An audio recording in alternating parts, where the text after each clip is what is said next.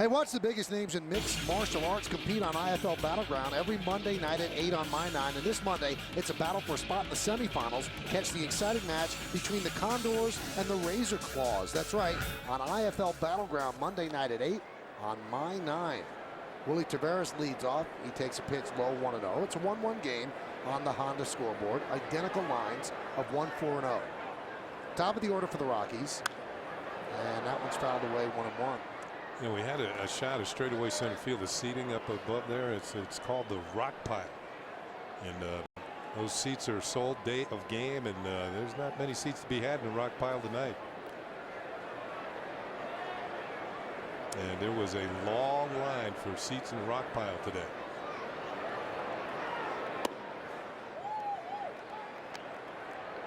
Now, what did they model that after when they bought it? What was it when they built this place? Was it Wrigley? It might have been, yeah. Wrigley Field. This place was built by the same people that built Camden Yards. And you can see there's a lot of that influence here. Painful at bat, or painful pitch there for Nieves on the backswing. Oh, jeez. I remember a former teammate of mine, Rick Dempsey, did not wear a helmet, and he caught one of those. And speaking of rock pile, one of Dempsey's nicknames was Rocco Pilo. Don't even want to know why. Rock pile.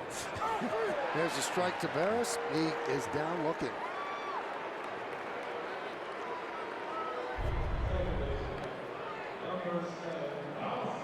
It didn't quite hit the target, but it was good enough. No, whether Tavares thought it was outside, it wasn't outside. It wasn't too low, and Messina picks up his third strikeout of the game. And Rocco Pilo.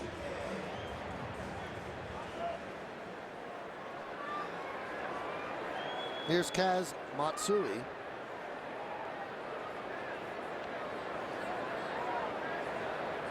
And the pitch. He ran the hands up the bunt, takes a strike along with Ken Singleton. I'm Michael Kay. You're watching Yankees baseball right here on My 9. We're in the bottom of the 5th inning. First game of a 9-game road trip for the Yankees, and the score is tied at 1. Josh Fogg against Mike Messina.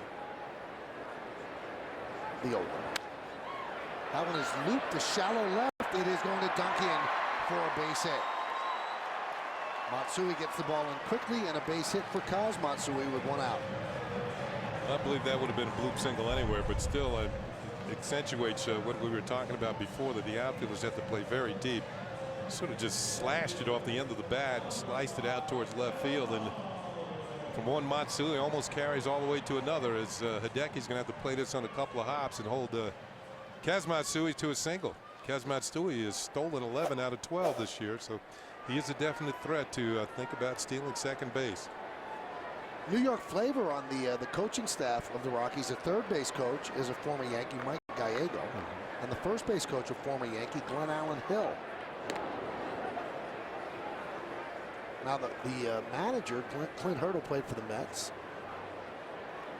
and one of his coaches, Jamie Quirk, played a short time with the Yankees. And Bob Apodaca, obviously the pitching coach here, was a Mets pitching coach, also pitched for them. Runner goes. The throw to second is not in time. Stolen base for Matsui. Make that 12 out of 13 now for Matsui.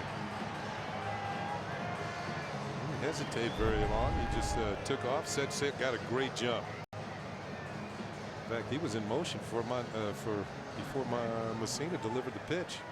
So it made it even more difficult for Nieves to throw him out. One hop throw, but not nearly in time.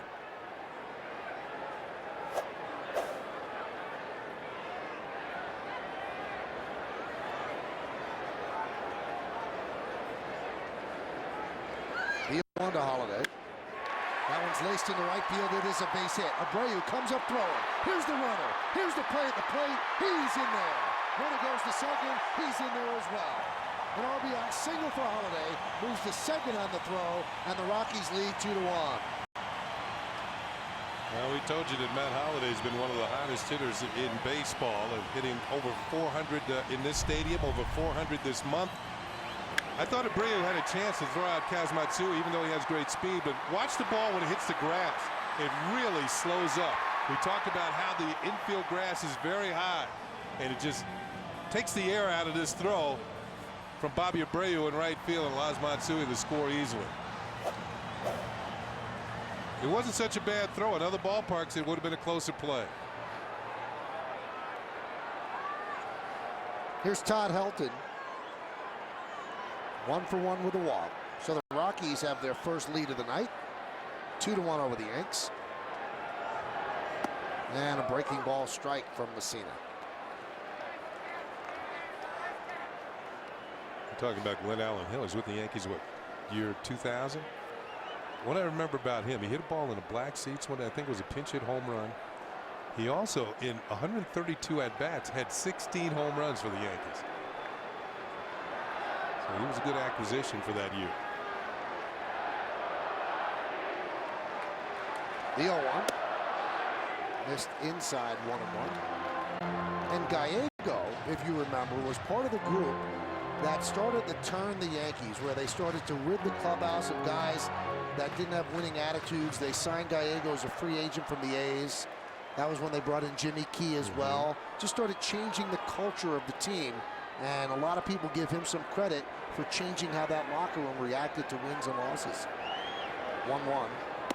And you could also tell just the way he thought the game through. You know, very cerebral approach that he was going to be a coach or a manager one day. Exactly.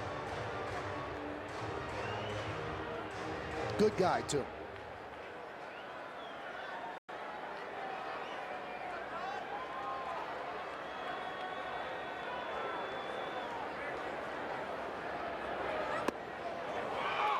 Count 2-2. Another well-placed fastball from Messina. Not that all of them been that way. The base hits have come on pitches that have been towards the middle, but look at this. It's, you know, Helton's a good enough hitter. He's not going to swing at that. He knows that's nothing he's going to put in play with authority. So he'll take it just to even the count. But now he's more apt, if Messina goes out there again, Helton's more apt to hit the ball to the opposite field.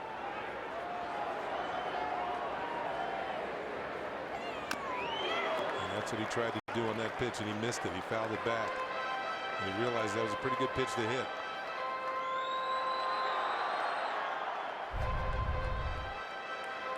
He's taking exactly. See him lean out over the plate and really go for that, and he fouled it off. He chased it out there. Now, Mike Messina, what part of being a good pitcher is being able to read the bat and what hitters are trying to do. So how is he going to react? He's going to throw another one out there. He knows Helton's looking out there.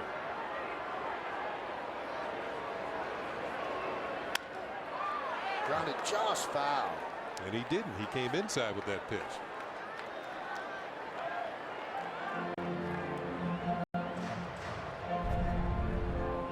You saw Davis switch to target. They wanted to go in, but that was a little too far up. And did he get hit again?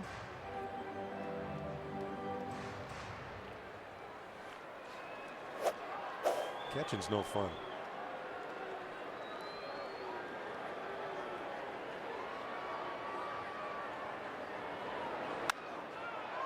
Now, there was an interesting story today in USA Today.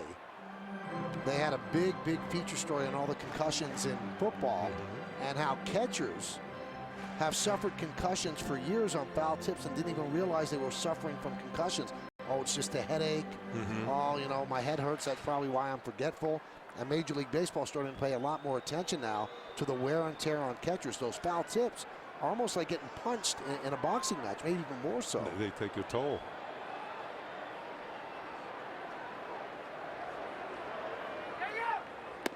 Strike 3. Helton down looking.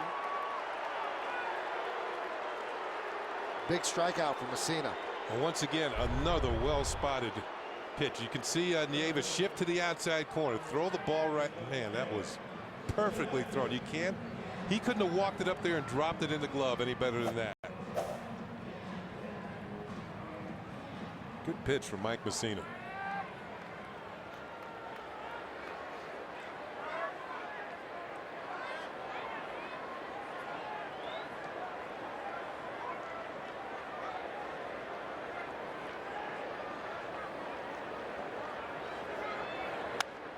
Atkins fouls it away. They actually used the in the story, Kenny,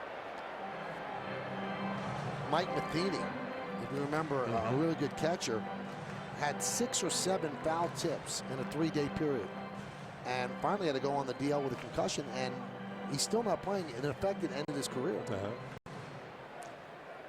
And I'm sure those backswings, don't help. That's not great either. Well, catcher's masks have actually improved over the years. They have improved, and they're able to absorb more shock.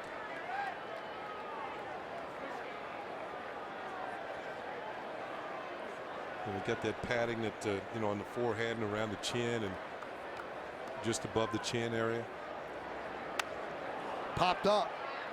Posada's going to get a try on this foul ball, and he'll put it away for the final out of the inning. But the Rockies take the lead, 1 run on 2 hits with 1 man left.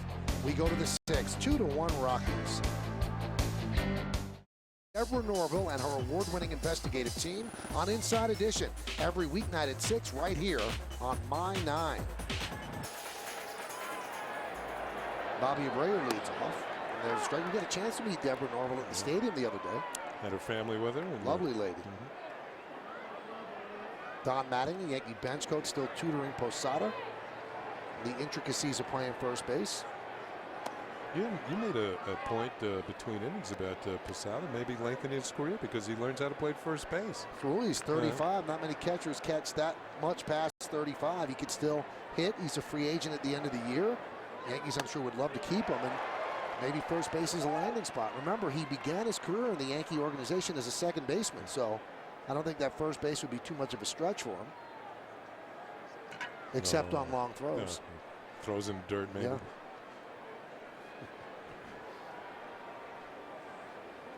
The 1-2, and the count 2-2.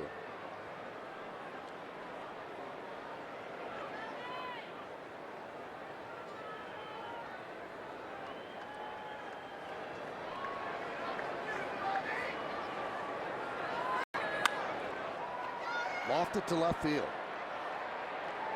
Holiday. Well, that ball traveled off the end of the bat. I'll tell you, Abreu did not have a good swing, and that ball almost got to the warning track. And the sign out there says 390, so that ball went a good 380 feet. Here's Alex Rodriguez. Let's take a look at the way he went after him the last time up.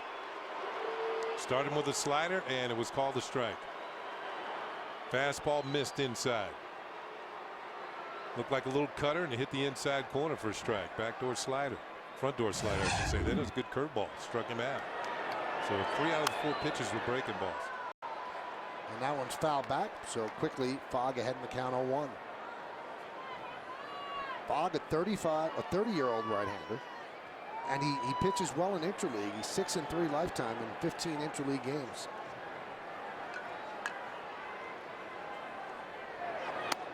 Pitches outside. Flash bulbs are coming out again with A-Rod coming to the plate. They might have been taking these pictures earlier, but we didn't see because it was light out. They didn't need the bulbs, but it is like a Christmas tree. And the count 2-1. And this is what interleague play is all about, Kenny. This is why it was actually instituted, where teams in the National League or fans in the National League can see teams and players that they wouldn't see live. Now, most games are on TV, especially with the package. But the bottom line is you don't get a chance to see an Alex Rodriguez or a Jeter in person. Alex Rodriguez did not like that call. No, not at all. And Lance Barksdale's a home plate umpire, and it's right now it's A-Rod who's barking. And you know what? Where the ball was caught, it was low, definitely. Now the flash about to go off. I'll tell you what, there's a big difference. 2-2 as opposed to 3-1, but now the count is full of 3-2. And you know that pitch was close, and all of a sudden the Rocky fans are not happy, and there's close to 50,000 fans in the ballpark tonight. So that last pitch got an from the crowd here. 3-2. He struck him out again on a breaking ball, diving down and away, almost the same pitch he struck him out on in the 3rd inning. 3rd strikeout of the night for Josh Fogg. 2nd time he's gotten Alex Rodriguez. take a look at this sequence. That's the one he should have hit right there. Fastball, fouled it back. Like a little cutter away for a ball. Just missed inside. That's the one that A-Rod didn't like. It looked low. Now the count's full. And he makes a good pitch and strikes him out. Here's Posada. Now, obviously, the Yankees would like to do something against Fogg. We're in the 6th inning. And one thing to warn you about with the Rockies, they have a very good, effective bullpen. Especially, they've got the 7th, 8th, and 9th innings covered. And we'll see. The Yankees are going to face that bullpen, obviously. Count 2-0. Their closer is Brian Fuentes. He's been on the All-Star team the last 2 years. 91 pitches for Fogg, 52 strikes. Now, Fogg is the 4th batter due up in the bottom of the 6th inning. So if anyone gets on, Clint Hurdle might go for a pinch hitter and then have the bullpen work it. There's Fuentes, the closer, left-handed pitcher.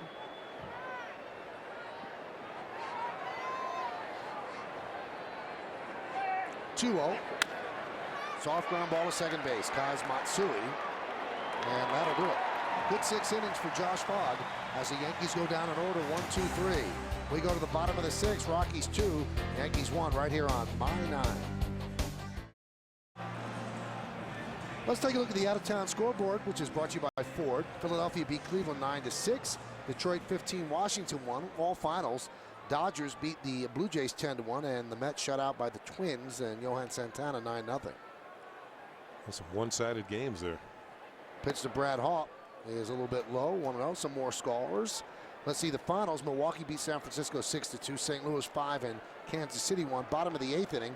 Florida and the White Sox now tied at 5. And Boston and Atlanta 4-0 Red Sox. Top of the 8th inning.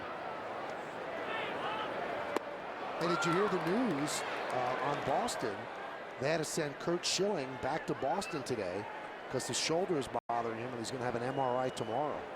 So that could be a very tough break, obviously, for the Red Sox. Didn't Schilling pick up the loss last night? And the 2 starts following that near no-hitter in Oakland, he's really been slapped around. So his shoulder's been barking, and they decided to send him back to Boston to get an MRI. And the one thing that the Red Sox have had going for them this year is they've had remarkably good health. Yes, Beckett went on the DL for 2 weeks, but that was because of skin peeling off his middle finger on his pitching and nothing serious. They have not really had a serious injury, so we'll see what happens with Schilling. Here's the 1-2. Just missed, and the count 2-2. No. Did you see that? What did he say? The umpire said it's inside, and Mike Messina said, no, it wasn't. Now he takes a long look, and you can see Nieves ready to throw the ball around the diamond. Well, there's a swing and a miss, so Messina gets his strikeout with 1 more pitch. Still staring in, though, to Lance Barksdale. Now Barksdale's going to go out and talk to Messina, and Nieves did something smart, cut right in front of him. But Messina turns his back on Barksdale. Won't even turn around. He wants to try to calm himself down. But you watch after this pitch, Messina stares right in. And he's not looking at the batter. He's looking at Barksdale. This is the Exmo, My 9 Exmo. It was a change-up that after the pitch was inside, sped up his bat, and then had to slow it up, and Hop strikes out. And Cena's trying to calm down a little bit, and Barksdale was actually going to walk after the mound. Umpires don't like being shown up, and when you stare right in, you know they're not staring at the batter. And so Barksdale was heading out, and Nieves did a good job, stepped right in front of him and said, listen, I'll take care of it. Here's Tulowitzki.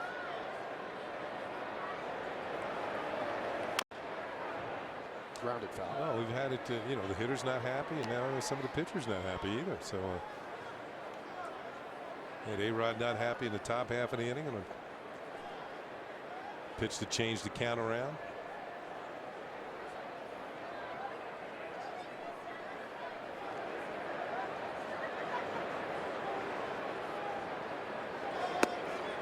Really a beautiful evening here in Denver, Colorado. A full ballpark. It looks great. You look beyond the left field bleachers, you can see the mountains. Just a gorgeous tableau here in Denver.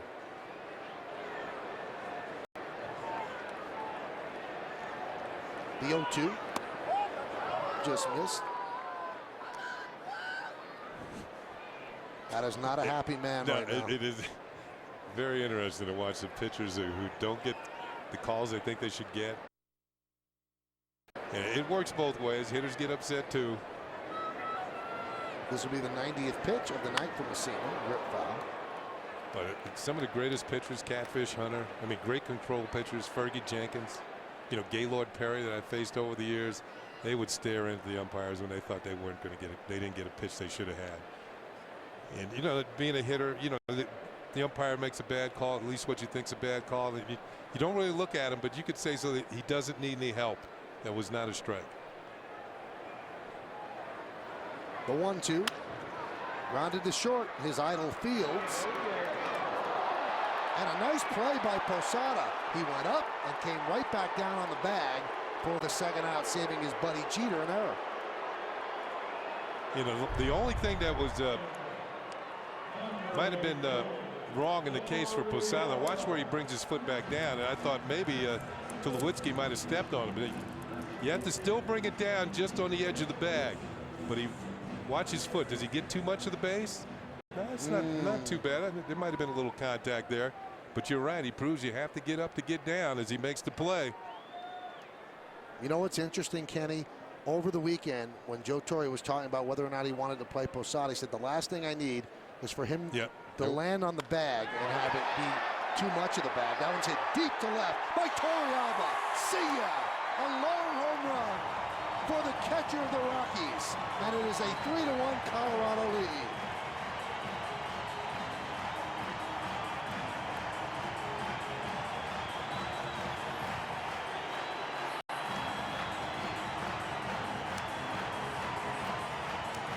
Oh, there's two ways of looking at giving up a home run to the 8th hitter in the National League lineup. Number one, you can afford to be careful with him with the pitcher coming up, but you can go at him and get him out and then have the pitcher leading off. But Messina knew right away that ball was hit much too well to stay in the ballpark. And now Hurdle lets Fogg back. And he nubs it foul.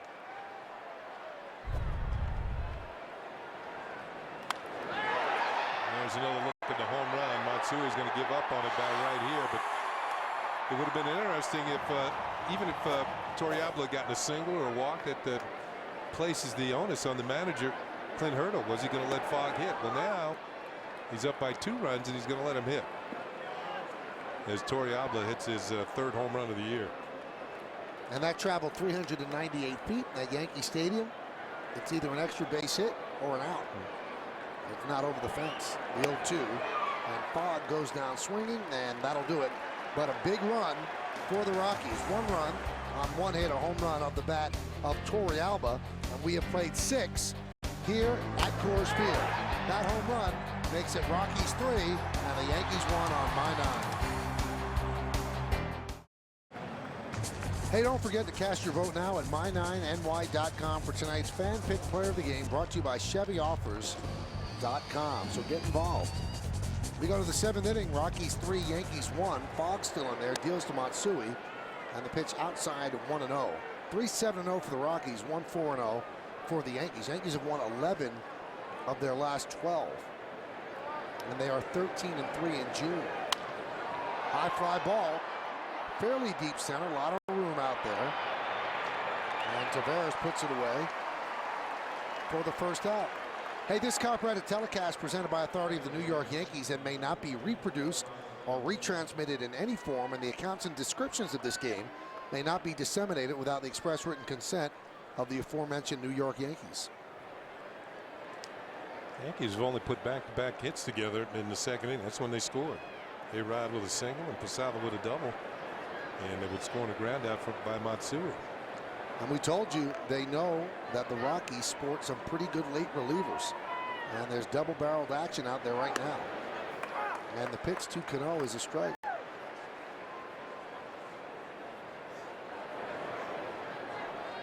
Jeremy Affeldt and LaTroy Hawkins. Tied up Cano there in the count 0-2. There's a pinch hitter on deck for Wilmy Evans. It's Andy Phillips. And if you joined us late, Andy Phillips called up today from AAA Scranton Wilkes-Barre, and Josh Phelps was designated for assignment. The 0-2. High drive, left center field, giving chase to Tavares. On the run, a deep drive, and he makes the play on the warning track for the second out of the inning. So Cano gave it a ride the other way, but Tavares got a good jump, a lot of ballpark out there, and ran it down. Tavares has great speed. We've seen it with his bunt single tonight, but he's calling off Matt Holliday, and he gets it in the middle of the warning track near the 390 sign. So Andy Phillips will pinch hit for Nieves, and it's an easy switch for Joe Torre because Phillips will take over at first and Posada will take over behind the plate. And Johnny Damon is on deck in case Phillips gets on. Damon will pinch hit for Messina. 97 pitches for Fogg. Bob Apodaca, the pitching coach, has a discussion with him, and they're probably going over Phillips. Phillips was probably not in their pregame scouting because he wasn't on the team. It's what he did last year with the Yankees, and it was a tough year for him. His wife was battling cancer, and thank goodness everything worked out. And he's had a .301 batting average at Scranton Wilkes-Barre so far this year. He's hit everywhere he's been in the Yankee organization. You were talking about Joe Torre making all of these moves here towards the end of the game, but Joe Torre has managed 1,990 games under National League rules, and there's only two managers, current managers, who have managed more games under National League rules, and one of them is Bobby Cox, who's been with the Braves all these years, 3,191, and Jimmy Leyland, who managed the Pirates for a number of years, and the Marlins, 2,192. And Joe's also just one win away for tying Leo DeRocher for 9th place on baseball's all-time managerial win list, as Phillips lines one to Tulowitzki, and that'll do it for Josh Fogg. He is finishing strong. The last 7 Yankees have gone down in a row. It's time for the 7th inning stretch. 3-1 Rocks. Take a look at Joe Torre. He just made the call to the bullpen. Brought to you by Verizon Fios. Make the switch to Verizon Fios, TV, internet, and phone. And the call goes out to Luis Vizcaino, who has pitched very well of late. So that means that Mike Messina's night is over. He can lose the game. He can't win it. Vizcaino coming in out of the bullpen for the 32nd time this year. 3-1 record. Pretty high ERA, and less than a hit per inning. The walks, more walks than strikeouts. That's been one of the problems for him in the early going. But as Michael said, lately he's been coming on, working with Mariano Rivera, smiling Josh Fogg in the Rockies dugout. Looks like his night is done as the Rocky bullpen continues to heat up. Looks like the Troy Hawkins still throwing out there. So it looks like Josh Fogg has worked 7 and he's done. He gets congratulations from Clint Hurdle and then the rest of the team. Top of the order for Vizcaino. And he'll start it off with Willie Tavares. And there's a strike. 3-7-0 for the Rockies and 1-4-0 for the Yankees.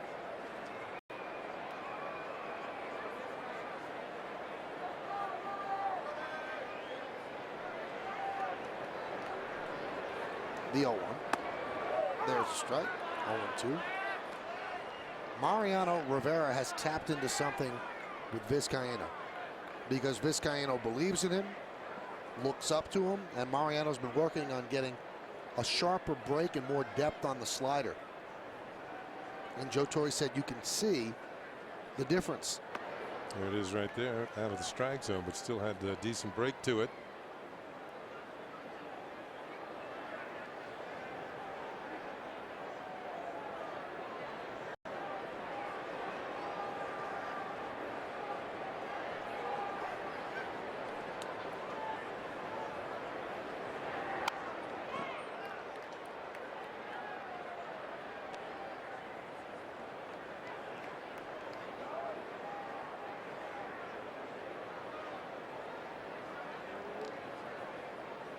Talked about Tavares' ability to bunt. His only hit tonight's a bunt single. 68 hits. 59 of them are singles. And 21 of them were bunts. Yeah, it's amazing. If he didn't work on that, he'd be in the minor league somewhere. Or maybe even home. He's smart, though. He knows his limitations. See a lot of guys like this try to lift fly balls, and it doesn't do them any good. 2-2. Driven into center field. Melky Cabrera got a nice jump and hauled it in for the first out. Yeah, you called it an excellent jump off with the crack of the bat. And hauls in the line drive. Tavares stings this one, but Melky's on his way. On the giddy up and makes the play for the out.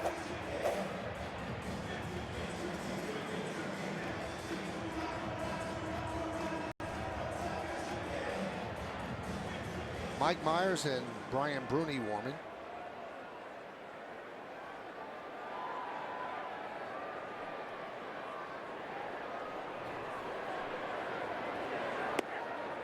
And there's a strike to Matsui.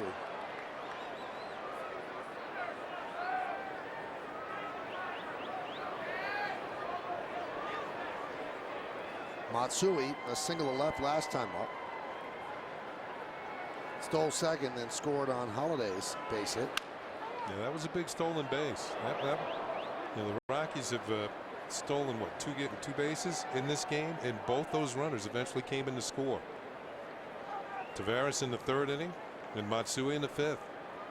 Now, in case we haven't reminded you, defensive changes for the Yankees. You saw on that foul ball, Andy Phillips is at first, and Posada behind the plate. Moved from first to catcher with Vizcaino on the mound. And there's Andy. So called up today and right back into it. The 0-2. Swing and a miss. There's that pitch we talked about that he's been working with Mariano Rivera on. 2 away. Watch the drop on this slide. Man, that's nasty. Now you see it, now you don't. Boy, he could really be a valuable addition to that bullpen. So maybe Mariano has a future as a pitching coach, and he's always told me that when his career is over, he doesn't want to be a pitching coach in the big leagues because he doesn't want to travel like that to be a coach. He said, but he would love to work with the youngsters down in Tampa during spring training. Imagine having Mariano Rivera as an instructor. I'll show you how to throw a cutter.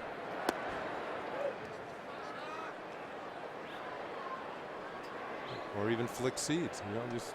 It's an art. Yeah, it certainly is. Right now, he'd like the Yankees to get a lead so he can think about getting in. They trail 3-1, bottom of the 7th. Pitch outside.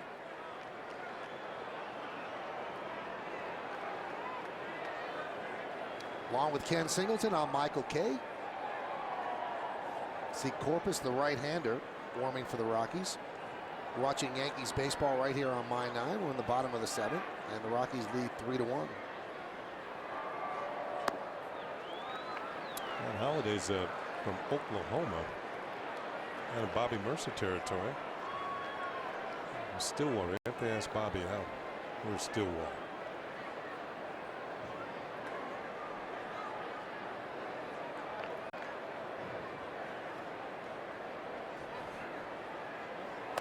Swing and a miss.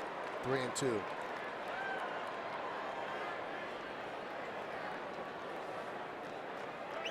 Rockies lead 3-1.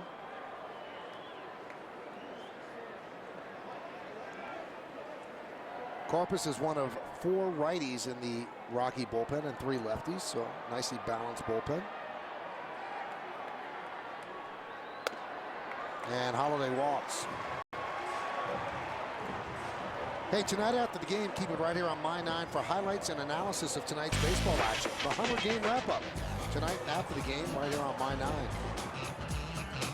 And that's going to do it for Vizcaino with Helton due up, as Joe Torre will bring in Mike Myers. So Vizcaino got the first 2, did a good job, but then walked Holiday. So now they'll bring in the lefty Myers to face Helton. Yankees are trailing 3-1. Matchup when we get back right here on My 9. Hey, this year, when you're away from home and outside the Yankees broadcast area, check out MLB.tv. You can log onto the internet and still watch every Yankees game live For more details, visit www.yankees.com, where baseball is always on. So here's Mike Myers, a former Rocky. He also lives in Colorado during the offseason, and he will deal with Todd Helton. Talking to Sean in the booth, our high home cameraman, he says that Highlands Ranch, where Mike Myers lives, about 15 miles south of here. So like 3 home games for Mike Myers. And the pitch to Helton. There's that slow breaking ball strike. 3-1 Rockies lead. 3-7-0, meaning 1-4-0 for the Yanks. Myers was a busy man out of the bullpen in 2000 and 2001 for the Rockies.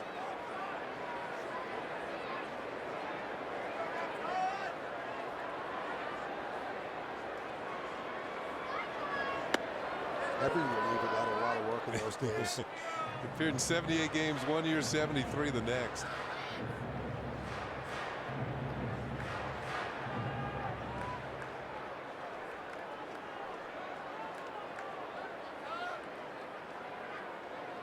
So these two were former teammates.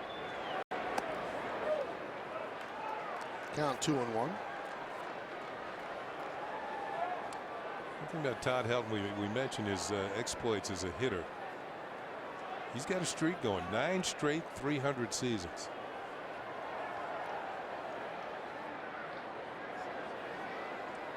Maybe not hitting for as much power, but still getting the batting average up there.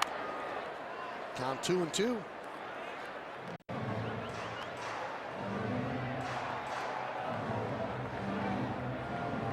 It's kind of a weak hack.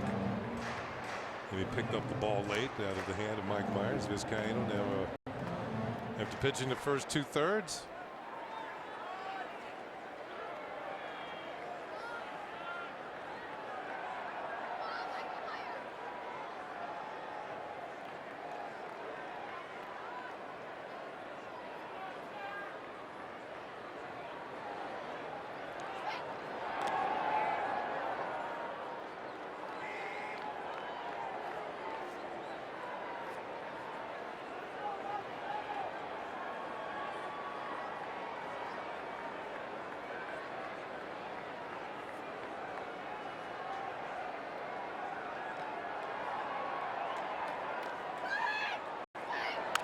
Grounded foul.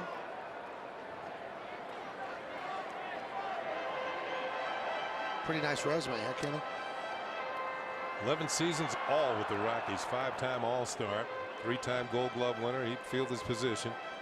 National League batting champion in 2000, 372 and 332 career average, highest among active players. 9 straight 300 seasons. And very popular here with the Rocky fans. Just missed outside. Well, fans would have reacted to Helton being traded. All that talk, particularly in spring training, about him going to the Red Sox, it seemed like it was imminent that he was gone.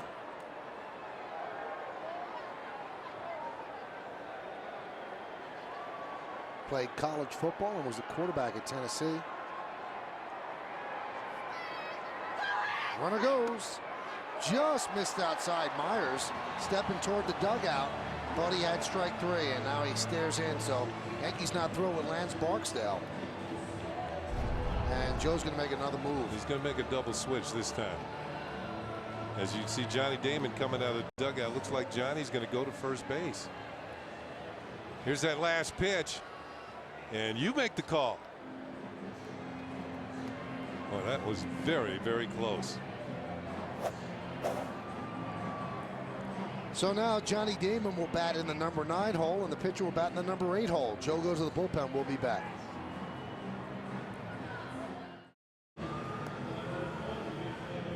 Hey, did you know the King of Queens is on My 9? Weeknights at 7 and 7:30. Hang out with the funniest family in New York. Doug Heffernan wears the pants, but Carrie rules the household. And Arthur, well, that's a whole other story. Catch a double dose of laughs with the King of Queens. Weeknights at 7 and 7:30 on My 9.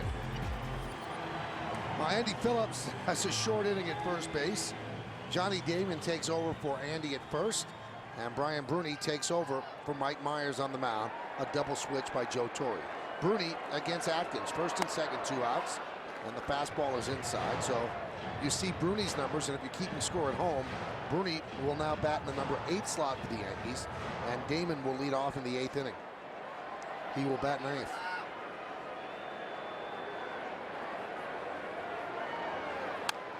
The manager is making a double switch, just as Joe Torre did.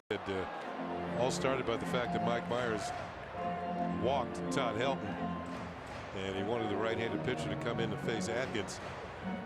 What he has to do, he comes out of the dugout, he informs the home plate umpire, who keeps his lineup card, that I'm making a double switch. You just can't do that without informing the umpire.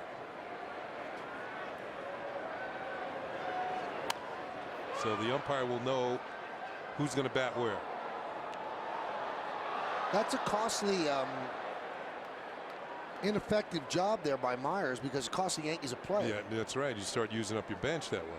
Because Andy Phillips would still be in the game, and Johnny Damon would have pinch hit for Myers in the 8th inning. Now they lose Andy Phillips. You lose a player.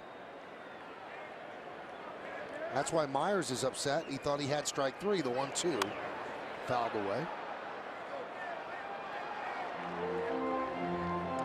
Watching the way that Atkins is swinging, this is my first real look at him. I saw the Rockies play a couple of weeks ago, and it looks like he's a good low ball hitter. He likes to drop the head of the bat straight down onto the ball, and Bruni's got enough fastball to pitch him upstairs and throw one right by him.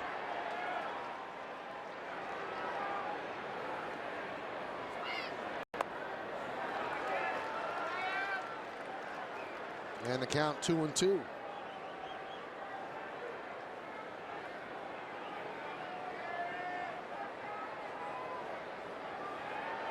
Obviously, Manuel Corpus is ready. He's been throwing for a while. Grounded to A-Rod, tough hop, and he steps on the bag and beats Holiday there for the final out of the 7th. So the Yankees don't give up a run, but they use a couple of players. No runs, no hits, no errors, and 2 men left on base. Not an easy play for A-Rod, but he makes it, and then has a foot race with Holiday, and he wins. We go to the 8th. Well, now the Yankees will have to deal with the Rocky bullpen, and we told you that is one of the strengths of their team. The Yankees are trailing 3-1. They have 2 innings to make up that deficit, and they'll have to do it against a very strong right-handed pitcher, Manuel Corpus. At 26 strikeouts, it leads the relievers on the Rockies ball club, and Corpus has been throwing the ball quite well of late. He has a pretty good earner average of 2.62. And Johnny Damon, his first at bat, takes a pitch low. Damon relegated to a bench player in these National League cities because he's become the Yankees' primary DH, and they don't want to take Melky Cabrera's defense out of center field. Count 2-0.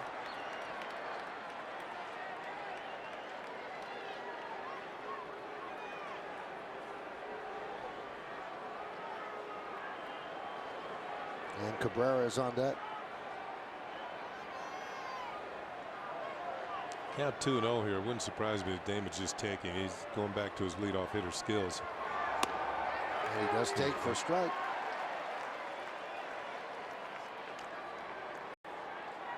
Trying to get something moving here in the 8th inning.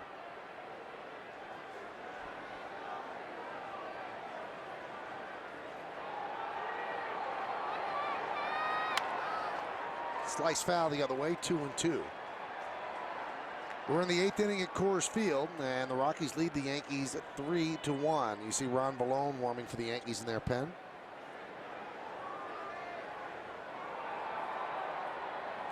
And Brian Bruni got the final out of the 7th.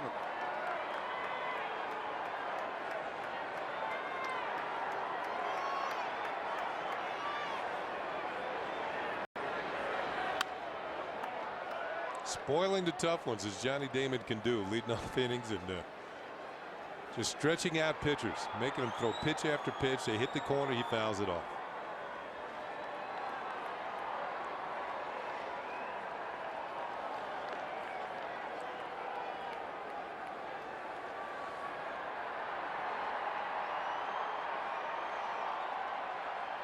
And the 2-2. Pop them up. Yankees have hit a lot of pop-ups tonight. That one to right center. Tavares with the call and the catch. One away here in the 8th.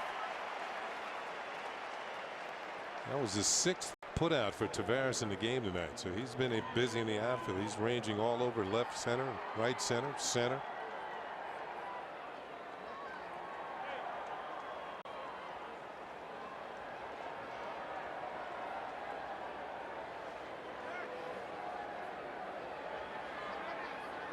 They have a good closer in Brian Fuentes, and they'd like Corpus to get through here in the 8th. And there's a strike. There's Brian. He hasn't thrown yet. If they get Corpus through the 8th and then they use Fuentes, that means that they have a fully rested LaTroy Hawkins tomorrow. Each game bleeds into the next. They're all interconnected in some way. It's the beauty of a baseball season. The 0-1. Chop going to be a tough play. I don't think anybody's going to get Cabrera. And Matsui made it a lot closer than many second basemen would. But a base hit, a Baltimore chop from Melky Cabrera. Well, you heard the sound when this ball appeared to have hit home plate, went straight up in the air. No play for the pitcher, Corpus, and the only one with any chance at all is Matsui. And you're right, Michael. I didn't think he was going to even throw the ball. You can see that Melky is a step and a half across the bag, but this is a lot closer play than I thought. Yeah, have you heard the sound? And you heard the call of the first base umpire, Tim Wilkie. So Lechero gets his 2nd hit of the night. Here's Derek Jeter. He's 1 for 3. Extended his hitting streak to 13 straight with that double in the 3rd. He's the tying run. Yankees trail 3-1. And there's a strike.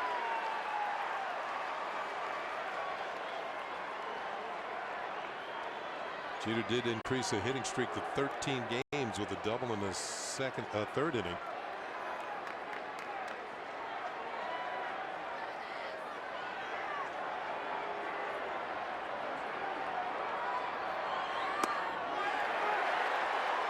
And the count 0-2.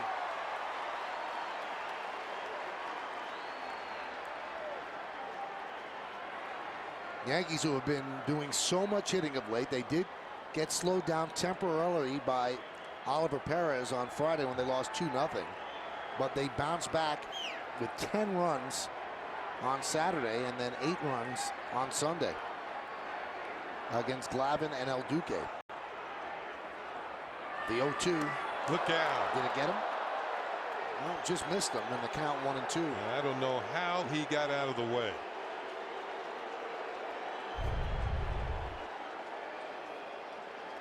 That's how.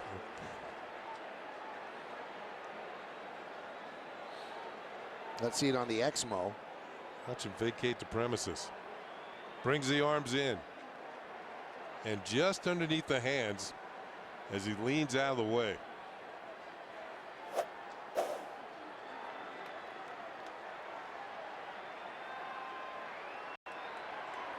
Cabrera leads off first. 1 out. And the 1-2. Up and away, 2-2. A crowd of 48,077 here at Coors Field. That is a sellout. And this is a team that averages about 24,000 a game. All 3 games against the Yankees tomorrow night and then Thursday afternoon sold out. And most of the seats at double their normal prices. 2-2. High fly ball, right field. Brad Hawpe is there. And there's 2 away. It looked like Corpus took a little bit off the breaking ball and got Derek out in front. All the other pitchers had decent velocity on him, but watch Derek have to lean out and get this one. Yep. He wasn't happy with it either. It looked like that ball hung a bit.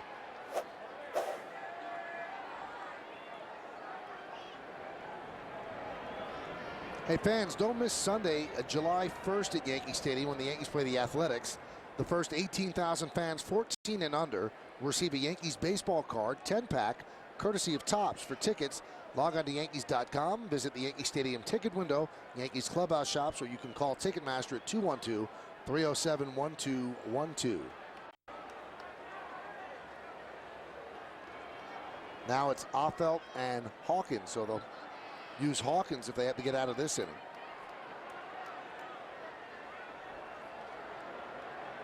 There's Bobby Abreu. The lefty is up in case they get down to Matsui.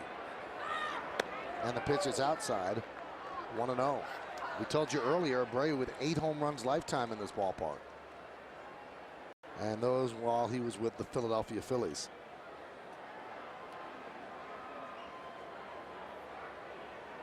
The Yankees have 1 walk tonight. It's Abreu who has it.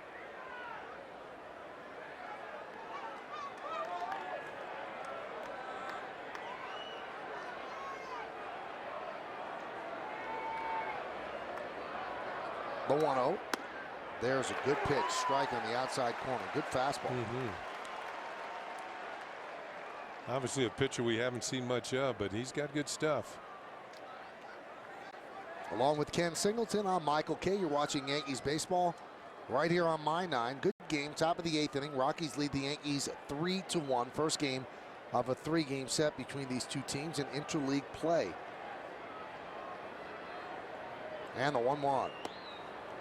2-1.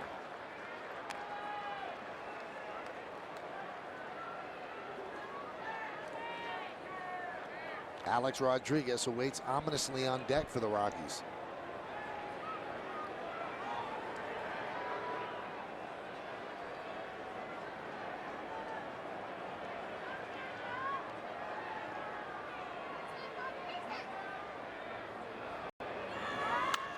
Ground ball left side, through for a base hit. Cabrera will stop at second, a single for Abreu, and that gives Alex Rodriguez a hack with 2 runners on. Nice piece of hitting by Abreu. Abreu, one reason why his upswing in his batting average is because he's hitting the ball better to the opposite field. And applauding his efforts as the ball goes right by Atkins and by Tulowitzki and in the left field for the base hit. And it brings up Alex Rodriguez in a big situation. 2 outs, 2 on here in the 8th inning. One of the hottest hitters in baseball is 1 for 3 tonight. Struck out on 2 breaking balls, low and away in the 3rd and the 6th, and then had a single up the middle in his first at bat in the 2nd. Scored the Yankees' only run. In the 2nd inning, a single by A-Rod leading off. Posada then doubled over the head of Willie Taveras. 2nd and 3rd, infield back. Matsui with a ground ball to short. That's the Yankees' only run. Posada moved to 3rd on the ground ball, but Cano with the infield in hit a ground ball to short for the 2nd out, and then Willie Evans struck out. That's the Yankees' only scoring on the night. So Alex Rodriguez has been one of the great clutch hitters this year in a clutch situation right here in the 8th. And Corpus will deal. Keeping it away from A-Rod. Now the one thing with Alex Rodriguez, if you've watched the games this year and you've watched his career, he has tremendous power the other way. So if he's watching you pitch him away, he might just go that way. Yeah, talking to Joe Kerrigan, the Yankees bullpen coach, the jet stream here at Coors Field is to right center field. You get a ball headed that direction with something on it, it usually clears the fence. Heads to the bullpen. The 1-0, again staying away and again missing, and Posada's on deck to count 2-0.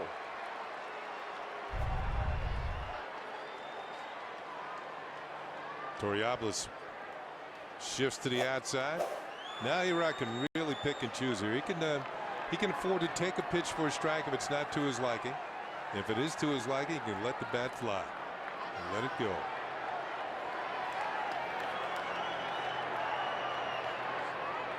And the 2-0 came inside this time, 3-0.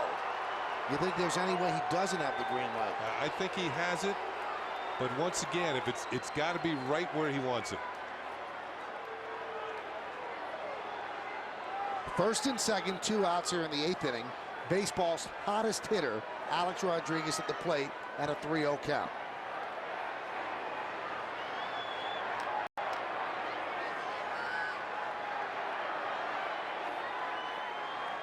And Corpus deals the 3-0.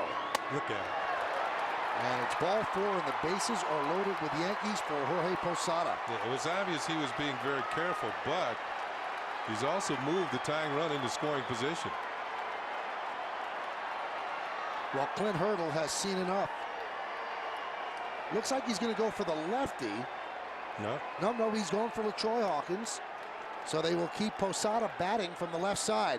Big moment in the game. Hawkins against Posada. The tying runs at second, bases loaded. You come on back. The new Rockies pitcher is LaTroy Hawkins. Yankees are very familiar with Hawkins.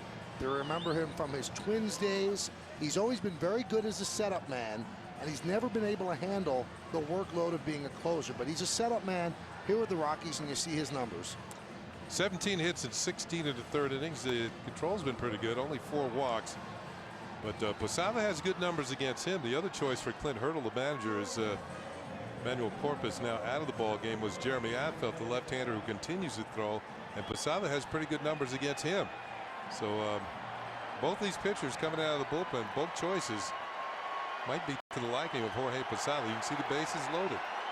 Big spot in the game. Yankees down by 2. We're in the top of the 8th inning.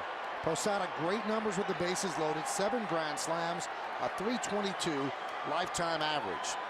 And this year he's hitting .345 tonight. He is 1 for 3. Good speed at second base. A single with the spacious outfield should tie the game. Cabrera at third, Abreu at second, and Alex Rodriguez at first. 2 men out. And Hawkins deals to Posada way outside. 1-0. And look at the numbers against Hawkins. Kenny mentioned 5 for 13 with a home run.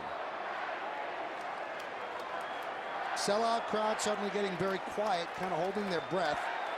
And now a Let's Go Yankee chant rising up here in Colorado.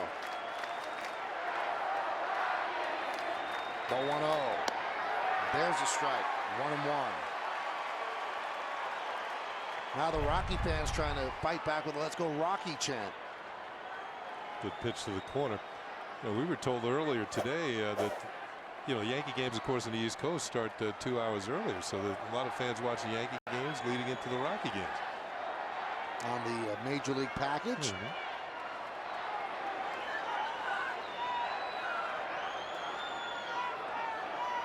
The right-hander sets. The 1-1. Another good pitch at the knees. Outside corner. 94-mile-an-hour fastball. 1-2. Almost a carbon copy of the previous pitch.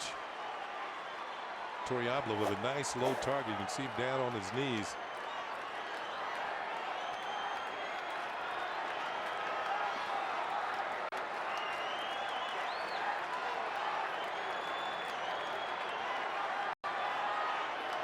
Corpus can just watch. The 1-2. In the dirt, a good block by Torrealba. I don't know if that was a splitter, but we'll get another look at it as Torrealba does an excellent job of getting it. Was either breaking ball or a splitter that went straight down, and Torrealba used the chest protector to keep the ball in front of him.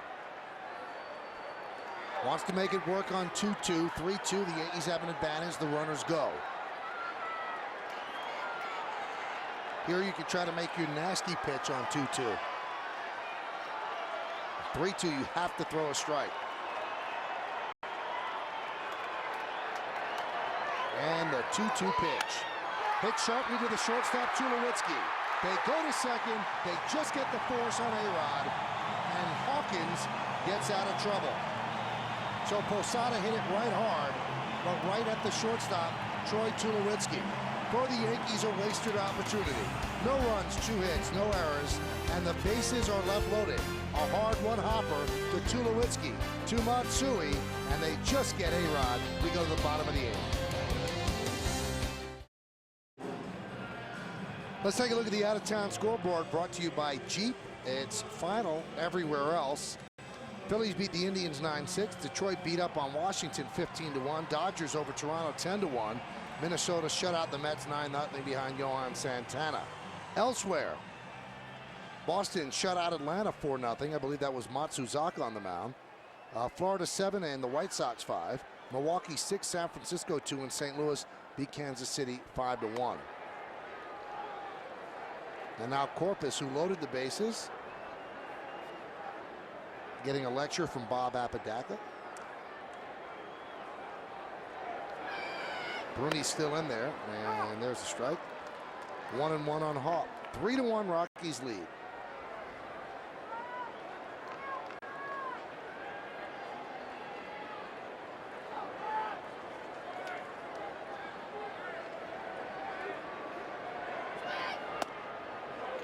And the count 2-1. That was Beckett who pitched. It was Beckett. Yeah. It was Brian Fuentes, the Rockies closer, loosening up.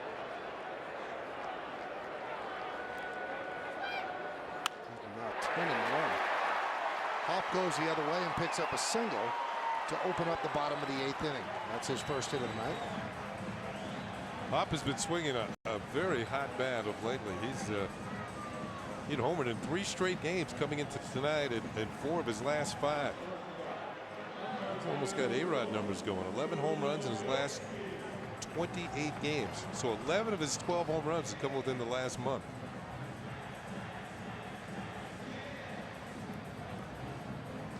Here's Troy Tulowitzki. He's 0 for 2, fly to right, hit by a pitch, and then grounded to short. Yeah, we're talking about Tulowitzki and his admiration for the Yankee captain Derek Jeter. Tulowitzki. There's a bunt. Grabbed there by Posada. He has one play, makes it a first to Damon. So the sacrifice successful.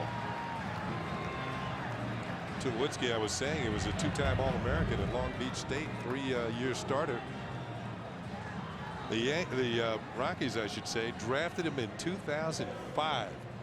He was the #1 draft pick and appeared in the big leagues last year, and this is his first full year.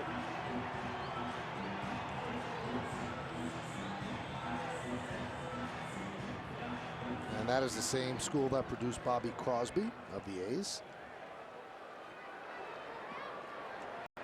Here's Torrealba. He's had a good day. He's 2 for 3. His home run made it 3-1. That was against Messina in the 6th inning.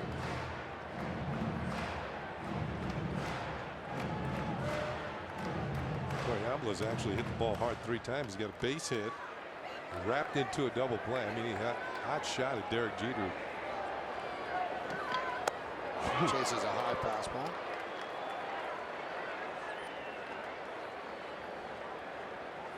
That'll loosen up the muscles. My goodness.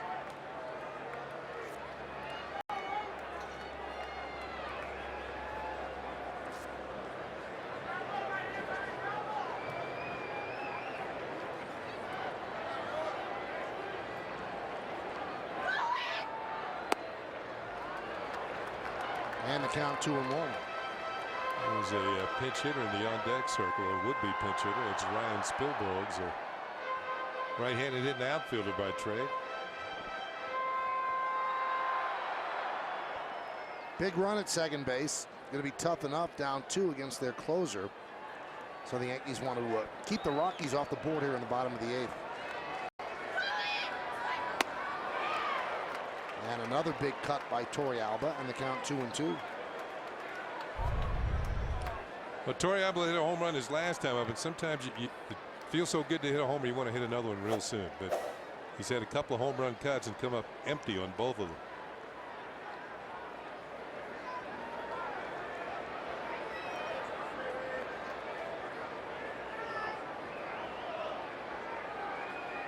And the 2-2 fouled away. The start of a long road trip for the Yankees. They traveled yesterday. There's 3 games here in Colorado, then 3 games this weekend in San Francisco against the Giants, and then Monday is an off day in Baltimore, and then Tuesday, Wednesday, and Thursday against the Orioles. So 9 games, 11 days on the road, and 3 teams. 3 different time zones. This is 2 hours different than the East Coast. San Francisco, of course, 3 hours different. And then Baltimore saying they go back to the east. The 2-2. Grounded. And a diving stop by A-Rod. Took away a base hit and saved a run. You know, we've talked so much about A-Rod's offensive exploits this year, but he has done a very nice job defensively at third. Yeah, I was talking to Larry Boa, of course, the Yankee third base coach and infield coach, and he was talking about how hard A-Rod has worked. Remember last year he had some problems in the field as well as not hitting the way he certainly is this year. But this is an excellent. Watch him close the hole, and this is a tough hop. It's a short hop while he's leaving his feet and comes up with it. Of course, he has a strong arm, and that is one of the better defensive gems you will see the third baseman make. In mid-dive, adjusting where his hands was going to catch the ball, and made the play. Here's the pinch hitter, Ryan Spielborgs. Pinch hitting for Hawkins. And a backhanded stop there by Posada.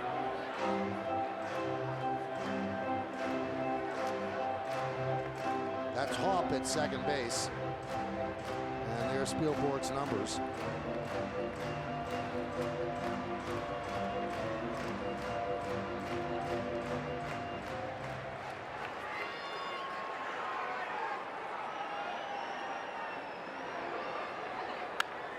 Foul back. And Bruni throwing gas. That's the one thing about the Yankee bullpen. They bring arms that can throw. Vizcaino, when he's right, 92 to 93. Bruni, 94 to 95. Farnsworth could get it up to about 100. And then Proctor, also 94 to 95. A lot of heat coming out of that bullpen. And there's a drive to right field. Right there is Abreu, and that'll do it. So a scoreless inning for Brian Bruni and the Yankees. Why was it a scoreless inning? Well, as Brian Fuentes makes his way in to try to close out the Yankees, a great play by Alex Rodriguez. Saved a hit and an RBI. Yankees go into the ninth down 3-1. Hey, tonight after the game, keep it right here on My 9 for highlights and analysis of tonight's baseball action. The Hummer game wrap-up tonight after the game on My 9.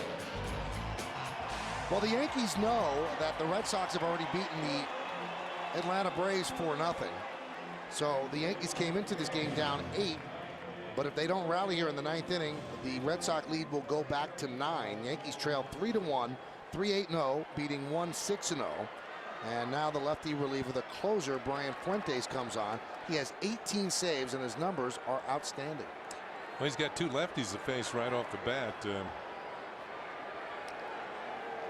He has more than closer stuff. His closer usually has a good fastball and maybe a tough slider. He's got a few things working for him.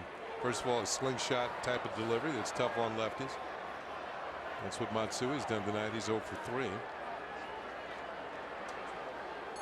And a little bit of a herky-jerky, funky delivery that can make lefties a little nervous while standing in the box. A little hesitation, holds his arm out there and just slings the ball to home plate. You mentioned the funky delivery, two-time All-Star. He's the only Rocky pitcher in their history to make the All-Star team twice. And he's also the only Rocky closer to have multiple 30-save seasons. That's come the last 2 years. 1-1. That one's driven deep to right. Fair ball, it's gone. It is a foul ball. Oh, did Matsui crush that? Well, he hung a breaking ball there, and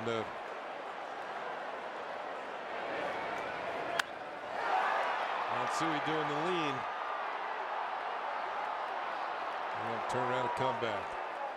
Sometimes when you hit one like that, you feel as though, oh man, I just wasted one. It's like hitting a great drive and have it tail off into the woods.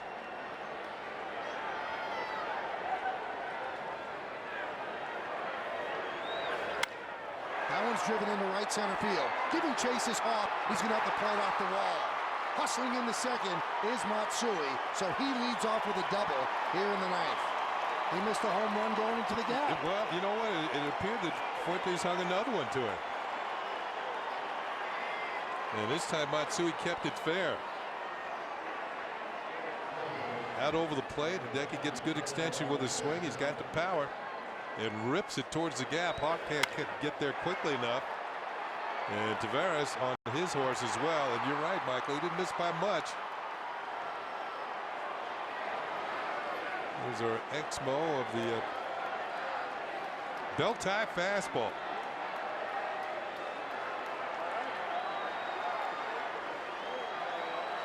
And here is Robinson Cano as the tying run.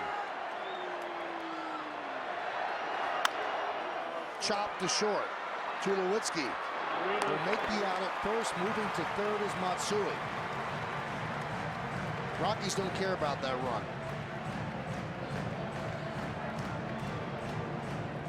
And that'll bring up Miguel Cairo pinch hitting for Brian Bruni.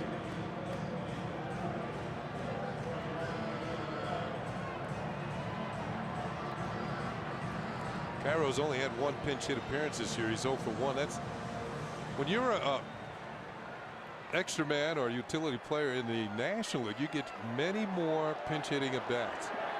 And there are a lot of veteran utility players that tell you they'd rather be on teams in the National League because they get more work.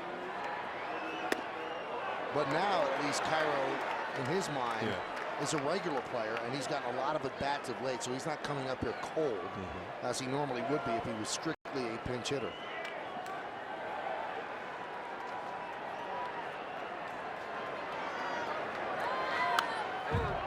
Be interesting to see. Well, maybe not so interesting. I think Cairo will start tomorrow at first base against the lefty, Jeff Francis, or will it be Andy Phillips? Yeah, it's. I probably let Cairo start. He's done so well. He's been swinging the bat well lately.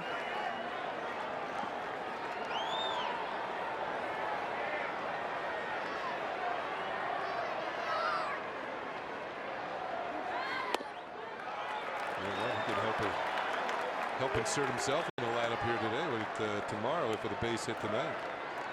Has not had a home run in 446 at bats. Last one was July of 2005. He might have had one against the Mets the other night. One for Carlos Gomez. Grounded foul on the count, now 2-2.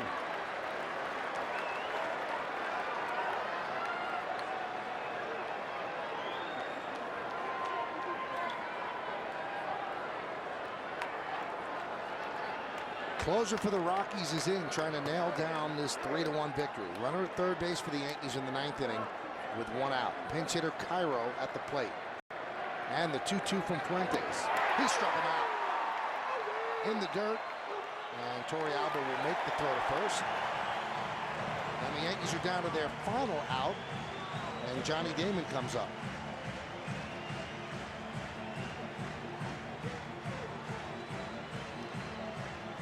Looked like a slider down and in that Cairo went over the top. And he leaves the runner at third with 1 out. And he'll leave it up to Johnny Damon. Damon has had 1 at bat tonight after taking over at first base, and he flew out to center field.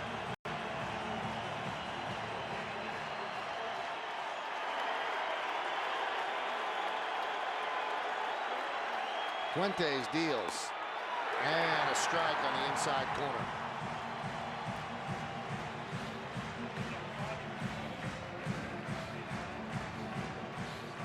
Most of the crowd on its feet.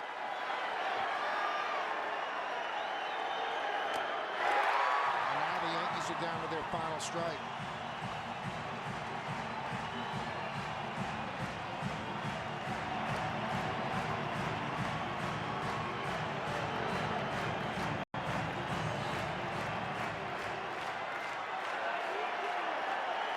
And the left-hander deals. And Damon just stays alive. He stayed with the fastball 3 times in a row. Yeah, Johnny Damon spoils it. Melky Cabrera is on deck if Damon can get on.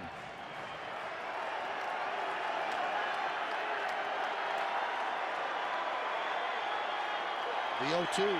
He struck him out on a breaking ball.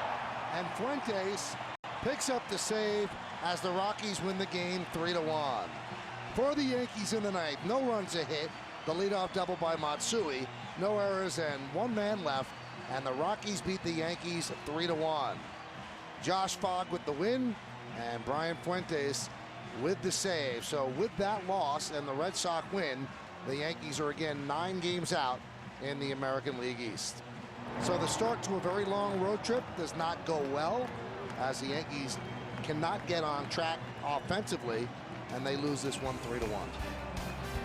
So much more to come here on My 9. We'll give out the awards, we'll break it down, try to make some sense of it all. Rockies 3, Yankees 1. We'll be back with all the post-game stuff in just a moment on My 9. Won 3-1 to the Colorado Rockies. The Yankees have not had much success this year in opening games on the road. They're now 3-9 in the first games of those series. 3-8-0 for the Rockies, 1-7-0 for the Yankees. Fogg the win. He's beaten the Red Sox, the Mets, and the Yankees. Messina the loss. Fuentes is 19th save. Time of the game, 2:54. Messina did not pitch that badly. 6 innings, 7 hits, 3 runs, 2 walks, 6 strikeouts. Fogg did very well. 7 innings, 4 hits, a run, 1 walk, and 3 strikeouts. And the last out of the game in Exmo, let's take a look at what Johnny Damon looked at. Yeah, after all the fastballs, this is a changeup. You can see by the grip itself, and you can see the fingers come off the ball, and Johnny Damon's going to be well out in front. And he strikes him out. That's a good look at a good changeup. We've got more to come. We'll find out who the player of the game is, drive of the game, the whole deal.